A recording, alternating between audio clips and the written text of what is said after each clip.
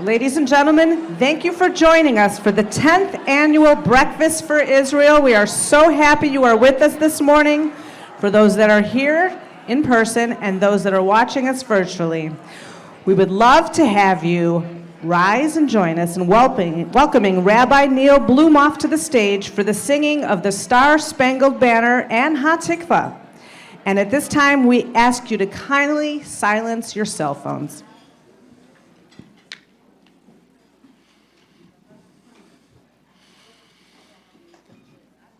Oh, say, can you see by the dawn's early light what so proudly we hailed at the twilight's last gleaming, whose broad stripes and bright stars through the perilous fight o'er the ramparts we watched were so gallantly streaming, and the rocket's red glare, the bombs bursting in air, gave proof through the night that our flag was still there.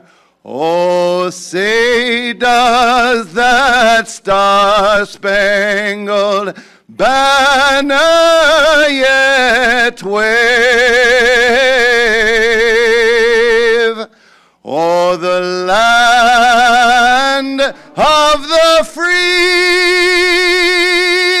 and the home of the brave?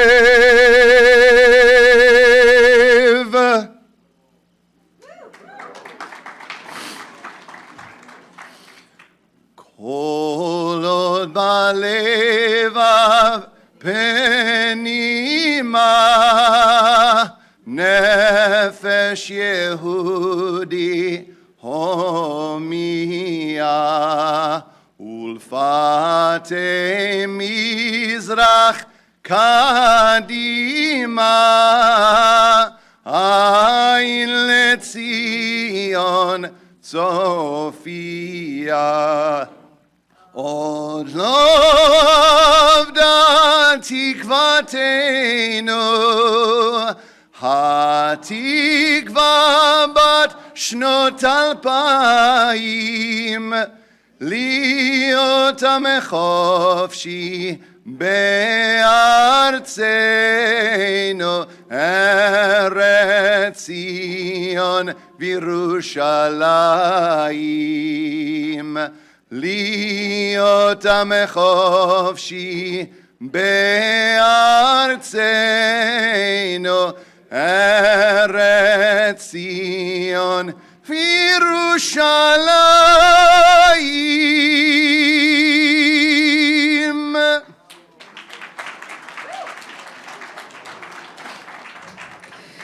And now we'd like to welcome to the stage our Breakfast for Israel chair, Bruce Zimmerman. Good morning. My name is Bruce Zimmerman, and I would like to welcome you all, those of you that are here with us and those that are here virtually, to our breakfast meeting as we support the Jewish National Fund. Many of you don't know me, so please allow me an opportunity to try to make a good first impression. My wife is Nancy Zimmerman, and Keith Zimmerman is my brother. But enough about me. I am hosting this event because Brad Greenblum asked me to. He is a good friend and a good person, and I want to help Brad any and all ways that I can. I mention that to note that when I accepted this gig, I really didn't know much about the JNF. I remember 55 years ago in religious school, the blue tzedakah boxes and planting trees in Israel. I vaguely recall that $1 bought one tree, which I thought was a pretty good deal.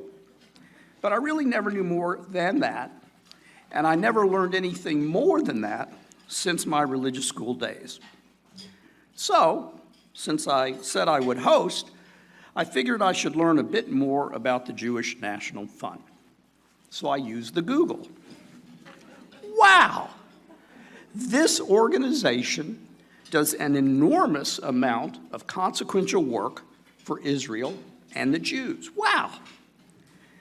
Before I share with you some of more of what I've learned about the JNF, I was told that if I can somehow try to personalize my remarks, you will better receive them. So here goes. My first identity is an American. My second identity is as a Jew. And as a Jew, I support Israel, a country for Jews to go live in if they wanted to do so, a democracy, an ally of the U.S. To give a bit more context on how my views have been shaped, I first went to Israel when I was 17, 48 years ago, 44 and a half years ago. I was the Grand Aleph Gadol of the Aleph Zadok Aleph, which means I was international president of the boys division of BBYO. And it was in that capacity that I went to Israel because the B'nai B'rith men were holding their triennial international convention in Israel in 1975. Suffice it to say, I don't think it was a particularly normal first exposure to Israel. The picture is me meeting with Yitzhak Rabin, right there. I'm the one with the long sideburns and the snazzy purple, gray, and white plaid sports coat. It was 1975. I also met Golda Meir. Herzl and Ben-Gurion weren't around. But what I didn't do during that trip was to get exposure to the spirituality, family, history, and real spirit of the country. Because I was mostly in a big hotel with 1,000 men that seemed most interested in drinking. While it wasn't a wonderful trip, I did leave impressed, if not in love. Fortunately, I made it back to Israel 30 years later, 17 years ago, when our Westchester Reformed Temple rabbi, Rick Jacobs, who is now, I believe, the Reformed Judaism Pope, led a trip there. Our son was 13, just bar mitzvah, our daughter 9, and a number of friends and their families signed up, so we went. It was a terrific experience, and I left with a much greater sense of affinity and admiration for the country. The spirituality and family and history and heritage that were frankly missing from my first trip were a wonderful part of this trip.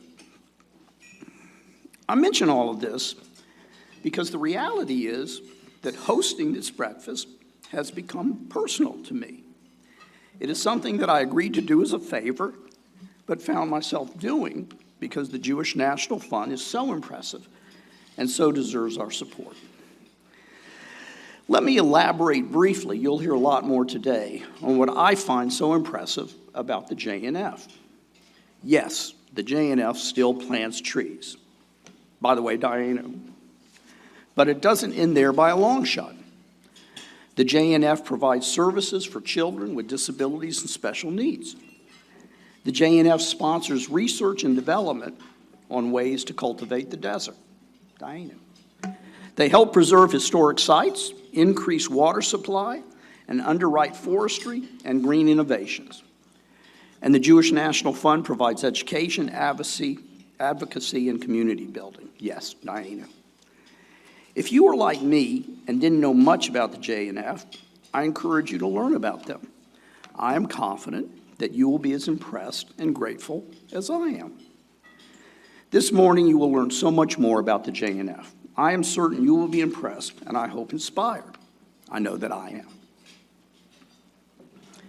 Before we start, there are a few people we would like to recognize and thank for helping make this morning so special. If you've seen the Arby's ad, "Where's the beef?" I'm here to tell you, we got the rabbis. Neil Blumoff, beautiful opening. Stephen Fulber, Alan Friedman, Danielle Milner, and Daniel Septimus.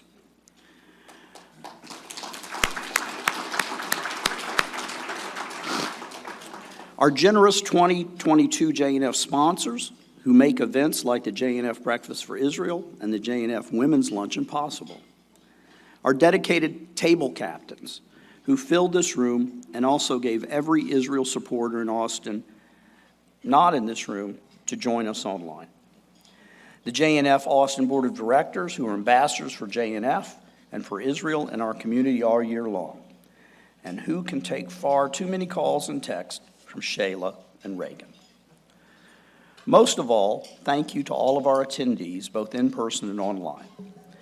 And now we will hear from the Jewish National Fund, USA Director of Central Texas, Shayla Furman. Well, good morning, shalom, boker tov, and hey, y'all.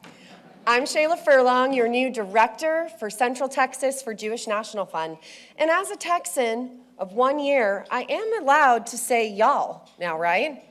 I sure hope so, because I have just loved joining such a fantastically warm and pro-Israel Jewish community, and you folks have made my first year on the job a treat. I've got to say, COVID has put quite a damper on my whole integration into the community plans.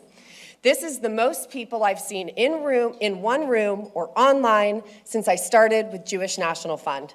How fun, and thank you for being here today. Really though, regardless of how you chose to join us this morning, the important thing is that you did join us today. You chose to join us today, and you've been joining Jewish National Fund in building the land and people of Israel since 1901. What does that even mean, since 1901? For some of you here today, you know the Jewish National Fund story so well that you could be the one up here giving this speech.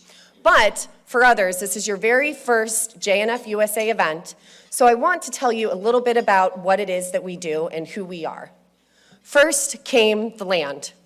121 years ago, Theodore Herzl passed his hat around the Fifth World Zionist Congress to collect change to buy the land of Israel, to buy the land that was already ours, a land from which we had been exiled and yearning to return for centuries. This resulted in the blue boxes, yes, the ones on your table for those in person, being filled up with change by Jews across the diaspora to buy the land of Israel. Once we had the land, we started planting the trees, which at the time, if you were unaware, represented proof of land ownership. To date, Jewish National Fund has planted 260 million trees, has made the desert bloom, and has ensured a thriving ecosystem in the center of the desert. But what came next? Please turn your attention to the screens to see where we are today. When we are tasked with the impossible, we excel. When people say it can't be done, we do it and more. When we are surrounded by those who seek to do us harm, we choose love. We are Jewish National Fund USA. It began as a dream, that one day the Jewish people would return to their homeland. That vision became a reality.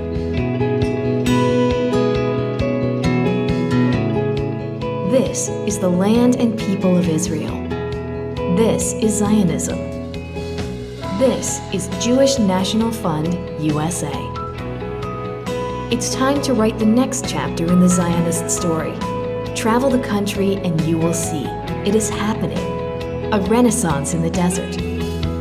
Coexistence in the Galilee. Ancient traditions in a modern land. Diversity. Inclusion. Employment. This is the land and people of Israel. This is Zionism. This is Jewish National Fund USA. Zionism is starting new communities on barren desert plains. It's growing vegetables where there is no rain. It's solving environmental problems, and it's sharing our expertise with the world.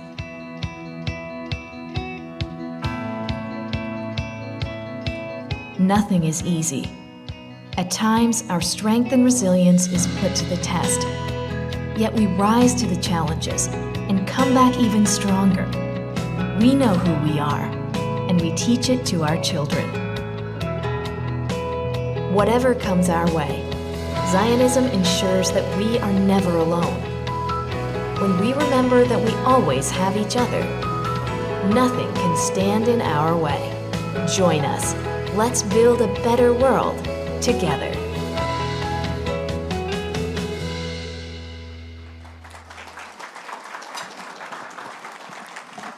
I love that video. I really do. I have to stop myself from tearing up when I watch it, thinking of where we were and how far we've come to get to where we are today.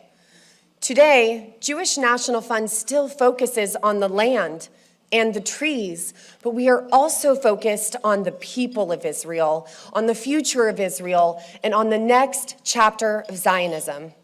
When our video speaks to inclusion, it means that Jewish National Fund focuses on special needs and disabilities, ensuring that none of the 1 in 8 Israelis born with a disability are left behind. When Bruce mentions community building, he means that we aid the modern-day pioneers of Israel in building new towns and cities and communities in the periphery. We bring the water, the schools, the hospitals, the houses, the playgrounds, the jobs, and yes, we even bring the bomb shelters. It's truly incredible work that we should all be proud to be a part of. Work that you should be proud to be a part of. Because of you, it's that we've been able to give such support to the land and people of Israel, and because of you, that we are able to reclaim Zionism for our own. This work, this mission, these initiatives, this is Zionism. Yet today, the work of building the state of Israel is just as challenging as it has always been. When we bought the land, the world was against us. When we planted the trees, the world was against us. When we created a Jewish state, the world was against us. History has shown us time and again that no matter how long it sleeps and no matter what sneaky, shadowy form anti-Semitism may take, it will rear its ugly head. They were against us then, they are still against us now. This is anti-Semitism, and it comes back for the Jewish people time and again. Today, anti-Semitism has come back in the form of egregious public attacks when hate groups hang banners from our community bridges defaming Jews. When Jews are taken hostage on Shabbat at a synagogue and the organizations that are meant to protect us say the attack was not related to the Jewish community. It has come back in the form of anti-Semitic flyers being distributed in our neighborhoods, in our Jewish neighborhoods, this neighborhood. It has come back in the form of anti-Zionism as anti-Semitism. This is when our kids are excluded from causes that are important to them on their college campuses because they love Israel. It is when people vilify Israel all over the world for responding to the threat of 4,000 rockets from Gaza and pull Jews out of their restaurant seats in America and physically assault them in response. Anti-Zionism as anti-Semitism is the persistent BDS war which implicitly targets and defames Israel, unfairly criticizing one country while ignoring other atrocities that are true and occur all over the world. It is when Russia invades Ukraine and social media erupts with anti-Zionist posts that criticize Israel, half of which compare Israel to Russia, the other half of which blast Israel for welcoming thousands of Ukrainian Jews in the middle of this humanitarian crisis. This is anti-Zionism as anti-Semitism. More than ever, as the fear of anti-Semitism is growing in our minds and in our hearts and in our children, it is necessary that we have a strong state of Israel. It is necessary that we support the Jewish state. And it is necessary that we spread a positively Israel message in our homes, our communities, and our country. This is how Jewish National Fund is writing the next chapter of Zionism. Writing the next chapter of Zionism means sharing about projects like the Arava International Center for Agricultural Training, which brings students from all over the world in Israel to learn how to farm in arid climates. These students aren't just learning about sustainable cultivation methods to put food on their tables. They are also building bridges between Jews and Muslims and creating relationships between the citizens of Israel and the citizens of Fiji and Cambodia and Nepal and Kenya and many more. We are sharing our expertise and making friends and creating allies the world over. Writing the next chapter of Zionism means sending our kids to JNF's Alexander Muss High School in Israel so they can see the daily reality of life for Israelis and bring their lived experiences home with them. These students will learn, they will grow, and they will become passionate ambassadors of truth and light, sharing the Positively Israel message here in the United States. Writing the next chapter of Zionism means celebrating Israel as the global leader of water conservation and solutions. Israel shares our water reclamation technology with the world and the innovation as well, and they have shown us that water shortages don't need to be a problem when we can adapt, find solutions, and overcome. But who talks about these things? Who shares them? I don't see these incredible achievements in the news. I don't see them celebrated throughout the world. Instead, I see anti-Zionism, I see anti-Semitism, and I see inequitable, unmatched criticism of the Jewish state. It's on us. We have the power to write the next chapter of Zionism and to reclaim the Zionist narrative. Because while anti-Zionism and anti-Semitism are expanding, so is the Jewish state, so are the Jewish people and our friends, and so are the amazing contributions that Israel brings to the world. Now, if anyone is well positioned to share with us about the necessity of Israel and the importance of claiming your Jewish identity and Zionist voice, it is our incredible keynote speaker, Marina Furman. Marina was born and raised in Kiev, Ukraine. She became a refusenik at the age of 19 and spent the next 10 years in a life or death fight within the Soviet Union refuseniks movement to force the Soviet dictatorship to allow freedom of immigration and freedom of religious expression. Marina has been featured in numerous publications, including a CNN headline article, Defying the KGB, How a Forgotten Movement Freed a People. Marina is also published in the Washington Post, the Huffington Post, the Jewish Exponent, and many more. We are lucky to have Marina join us today to share her harrowing experience and the importance of Israel, especially in light of current events in Ukraine. Without further ado, please put your hands together for our internationally renowned guest, Miss Marina Furman. Boker Tov. Доброе утро. A little Russian, you know. Can't pull off yaol, so, have to. Thank you, Shayla. I actually think you do not need keynote speaker. I think you have one.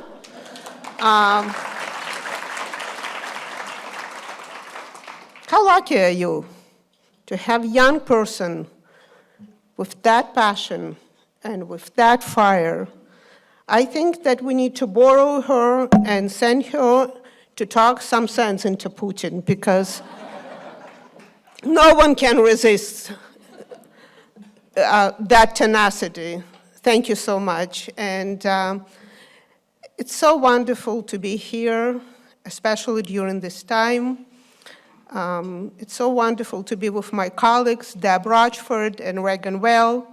And I have to tell you, you have the professionals, then in a couple of years, the New Yorkers will be coming to Austin, look you in the eye and say, how did you do that? You have an incredible community here, loving and warm and supportive and dedicated. And it is so good to be with all of you this morning. I'm so grateful that you, in spite of 50 degrees cold, which, me coming from Russia, I know all about cold, you're here. I don't know what brought you here, but I think a big part of it is your heart. A week ago, at 3 a.m., my WhatsApp went up. And on the other line was Rabbi Moshe Assman, as known to my husband and me as Misha, old friend, chief rabbi of Ukraine. The signal was terrible. I could hardly hear what he was saying. And then he puts a young woman in front of the camera who is hysterically crying, holding a baby who is hysterically crying. And Rabbi Assman says to me, "Marina, please help." I say, "What do you need?" Alessia is a 22-year-old mother of a 3-week-old baby. A month ago, she lived in Kharkov with her husband. They were expecting a baby. She's a beautiful woman, married to a very promising soccer star. Life was as good as life could be in Ukraine. And a month later, she was there, sheltering in a synagogue, half walked from Kharkov, half catch a ride with the baby. Because of the stress, her milk dried out, and they couldn't find any formula. And I said to Misha, "What can I do? I'm in Philadelphia. If I could jump and transport myself to Kyiv and go find the formula, I would, but the baby needs to eat now." I transferred money to them through WhatsApp, and a few hours later, and $300 later, we had 2 cans of formula. There wasn't one night that I slept since then. This conversation took me right back to 35 years ago, to March 6, 1987, when my daughter Aliyah was born. I did then what Ukrainian people are doing now. Together with other refuseniks, I said no to Soviet regime, no to discrimination, no to prosecution, and no to not allowing Soviet Jews to make Aliyah and to immigrate to Israel. I was 19 years old when I became a refusenik.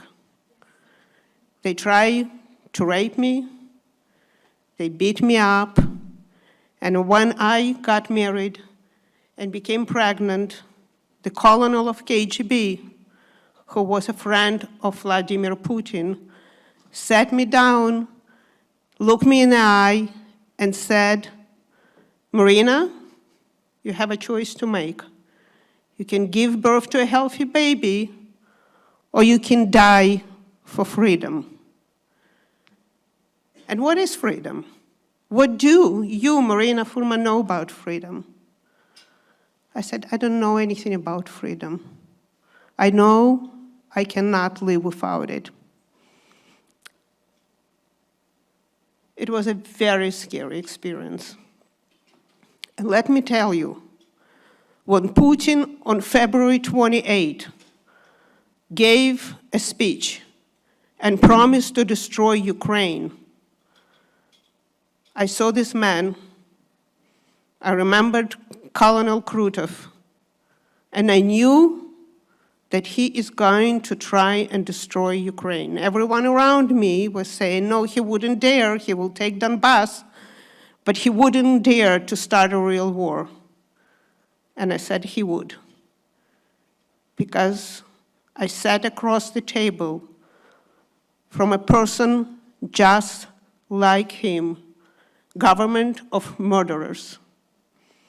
When I came back home, we told international Jewish community that was strong and powerful and not afraid, the community around this country and around the globe who understood how important it is to share freedom you have and you were born with Soviet Jews.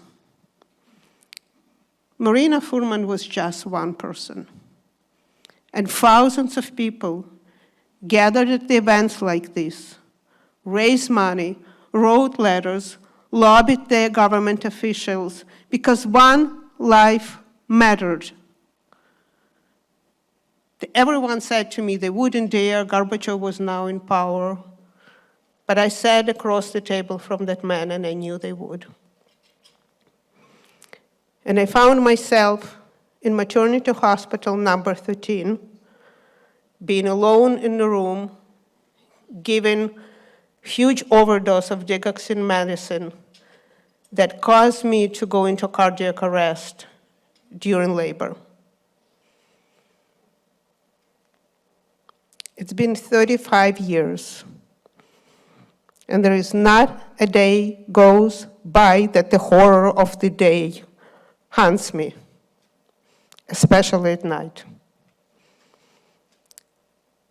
That feeling of being helpless, of being murdered for no other reason, that in a crazy act of defiance, I knew I had to stand for all of us. And I had to give a chance to my unborn baby to be free. I did not believe that I would walk alive from that experience. But I promised to myself that if I do survive, I will dedicate my entire life to try and make sure that no other Jewish mother ever has this experience. And I was talking to Alessia. I knew that I failed. At the very last moment, one doctor walked in the room and saved my life. Lost his career, was exiled from St. Petersburg, and I was never able to thank him. But together with thousands and thousands of American Jews, he saved 2 Jewish lives, a mother and a baby. In the scope of things, in the scope of 6 million we lost, what is it? It's everything when it's your life. Aliyah is 35 years old today. She has 2 beautiful boys, and my grandson Zev can give the most impassioned speech telling Putin to get his hands off Ukraine. He's 4. And he can do it in Russian and Hebrew. You know, I have to show off, right? What grandmother would I be? I find myself living a nightmare these last 2 weeks that I thought I escaped. I find myself really puzzled by everything going on in this country. And I have to say, every time I walk in a synagogue and I pass by the gate and I see armed security guards, and how many of them are protecting us here. Because this is America. This is America that fought for me. This is America that held 250,000 rally in DC protesting Gorbachev and telling him, let my people go. You're the people who showed Gorbachev what free will does, what solidarity is. There was very, very little anti-Semitism. So where did it come? Where did it live these years? I grew up in Kyiv, Ukraine, where anti-Semitism was part of life. It was a given. You spoke Ukrainian, you were anti-Semite. My whole entire family was wiped out in Babi Yar. My mother was the only one who survived. I'm an only child, and I grew up looking at the people surrounding me, hating Jews, And I always ask myself, why? Look at Ukrainians. They chose freedom today. They elected a Jewish president. The Minister of Finance is also Jewish. And a Jewish hero today. A Jewish hero leads them in the fight of defiance and saying no to evil dictator. And here in this country, we have to have 10 armed guards protecting us. I tell you where it comes from. Anti-Semites are predators. They come after us when they think we are weak. And we're not weak. You are an incredible Jewish community. You saved 1.5 million Soviet Jews. You helped build and protect State of Israel. Look at this temple. Look at this campus. Your pride and joy in the Jewish history. You're it. Look at your successes. Look at the Jewish politicians. Look at the Jewish science who were involved in developing COVID vaccine. But we think we're weak. We're scared. And you can't be. Courage, defiance is your most powerful weapon. Knowing your history, when they accuse Israel of every crime and called it apartheid state, you need to know that Israel in 1990s took hundreds and thousands of people from Chernobyl area. I was in charge of resettlement in Israel in the city of Ra'anana. And I took care of people where family of 4 all would have leukemia. Israel took them, Israel resettled them, Israel treated them, and Israel never talked about it anywhere. It didn't become a PR piece. That's what we do. That's what we do in Israel, and that's what we do in this state. You have to remember that. You have to know our history. You have to stand tall. You have to be proud. You have to look anti-Semites in the eye and know who you are and not apologize. And they will go away. Because it's hard to fight people and hate people who stand tall and stand proud. And remind them that hero Vladimir Zelensky is a Jew.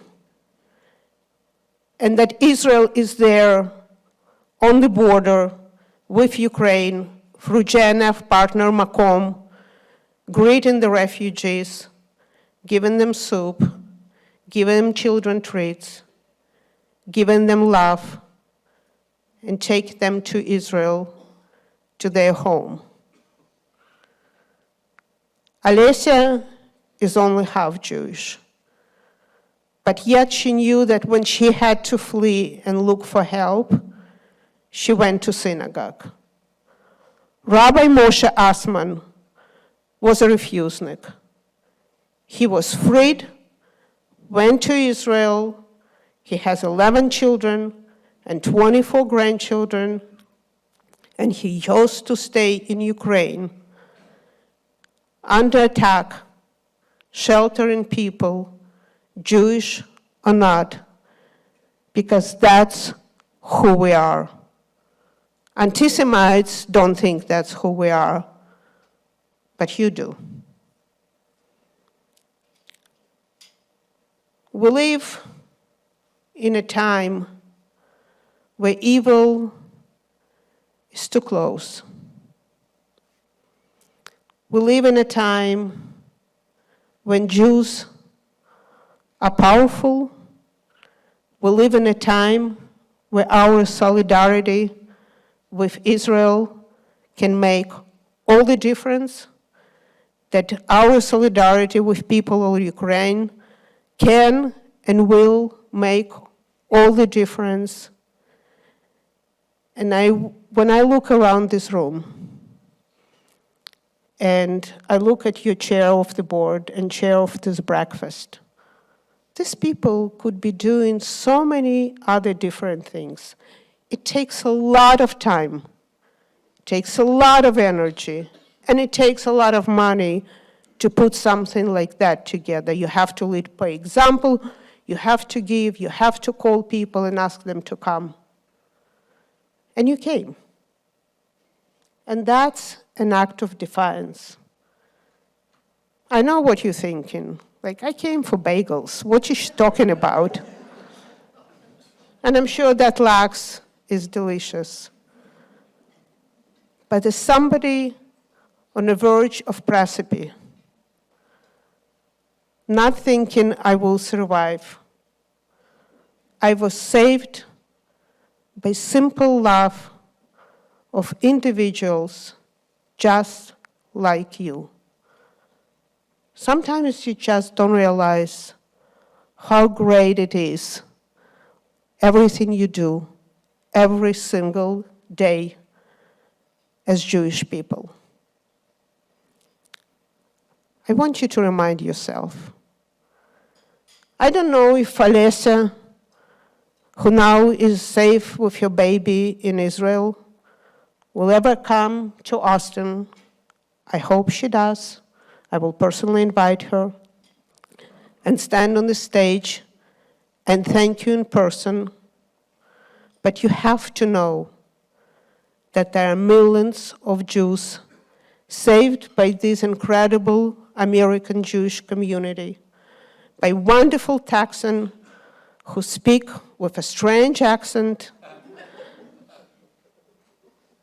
here and there say a few words in Hebrew, but have a heart of gold. And remember that for every 6 million, for every Jew among 6 million we lost, there is one of you who for just one another person, one Marina Furman, can make all the difference. And as a proud Jewish JNF professional, I can tell you, there is no better home for your beautiful and big Jewish heart. Thank you. For the people online, I want you to know that while I can't see you, I feel you. Sort of like an Austin breeze on a warm summer day, or the memory of a time where we could all gather and drink coffee together in the morning. As some of my friends know, that's even better with a shot of bourbon in it. Seriously, though, it is a breath of fresh air to have each of you join us when I know everyone is so zoomed out and when it's difficult to get everyone together in person. Thanks to all of you for showing up in person and online. I would like to take a special moment to thank my good friend Bruce Zimmerman for chairing our event this year. Bruce, you're a real mensch.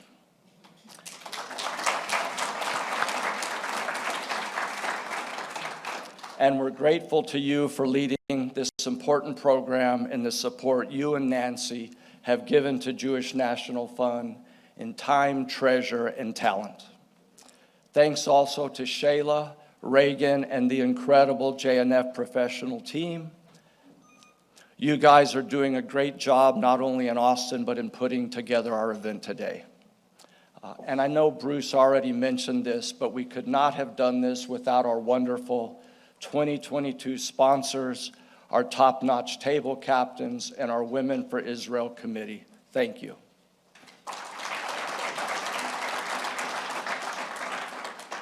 As I'm sure you already knew or learned today, Jewish National Fund does vast, important work to support the land and people of Israel, all of the people, Jewish, Arab, Christian, Bedouin, and all of the numerous immigrants and those that will be flooding into Israel soon from the Ukraine.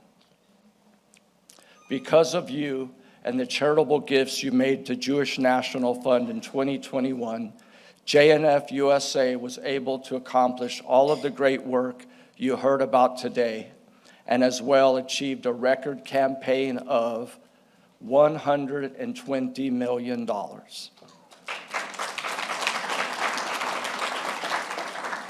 You heard that right, $120 million, and we have bigger goals in the future. Because of each of you, JNF was able to provide over 200 computers to families of children with special needs so that they could virtually access ongoing therapy and support during the pandemic. Because of each of you, JNF was able to rebuild the Western Galilee Tourist Information Center after last year's horrible terror attack, which highlights and supports artists and small businesses in the northwest of Israel. Because of each of you, JNF sent over 1,000 kids to Israel and was the only organization which was able to send Jewish students on study abroad programs throughout the entire past year, despite COVID. Because of each of you, we were able to do that and so much more, as we all work to continue to build a strong, secure, and prosperous Israel. Today, you have an opportunity to continue supporting JNF and the land and people of Israel, and to join us in writing the next chapter of Zionism by making a personal and meaningful gift. For our in-person guests, each of you has a pledge card on your table that looks like this. And for all of our attendees, including our virtual guests, you will shortly receive a text message with a link to be able to make a secure donation. I ask you to join Jennifer and me today in supporting Jewish National Fund and the State of Israel. When you finish filling out your pledge cards, please pass it to your table captain or place it in the large blue envelope that's on your table for collection after the program. While you are considering what you might want to donate, let me share with you the impact of a gift. With a $5,000 gift, you can sponsor a special needs IDF soldier participating in the Special in Uniform program. For $3,600, you can provide a year of family therapy at the Eshkol Resilience Center, helping children and adults alike to overcome PTSD. For $2,500, you can ensure a scholarship to one of the participants in our first class of students at the Galilee Culinary Institute, which is the only culinary institute located in the Middle East. For $1,800, you can give a student the gift of an internship in the Negev, helping us to build jobs and communities in the south of Israel. We are grateful for any and all gifts and contributions of any size. And please note that you can direct your gift to a special cause, including if you would like to direct it to support Iranian refugees. Our Makom community has been helping families in the western part of Israel along the border to find food, shelter, and has also been distributing supplies, providing psychological services, and partnering to absorb Ukrainian immigrants into Israel. If you would like to dedicate your gift to that, please note Ukraine in handwriting on your card. Thank you, friends and attendees today, for making your tax-deductible contributions and for supporting the important work of JNF-USA. As I wrap up, I'm thrilled to announce that our Women for Israel luncheon will take place on Wednesday, May the 11th at the Central Austin Library downtown, featuring guest speaker Mihai Uziyahu, hope I didn't butcher that, and our very own Gila Lane will be the event chair. Gila, thank you very much for hosting our first women's luncheon that's been able to be held in 2 years. And looking further into the future, please mark on your calendar and join us for our next Breakfast for Israel on Thursday, December the 15th, 2022. Please note that on your calendar. We will be excited to bring Noah Tishby to Austin. She's being shown on the screen. She's an acclaimed Israeli activist and author, writer, producer, and we will further the conversation of her new book titled Israel, A Simple Guide to the Most Misunderstood Country on Earth. Please save that date, and thank you again for supporting JNF-USA.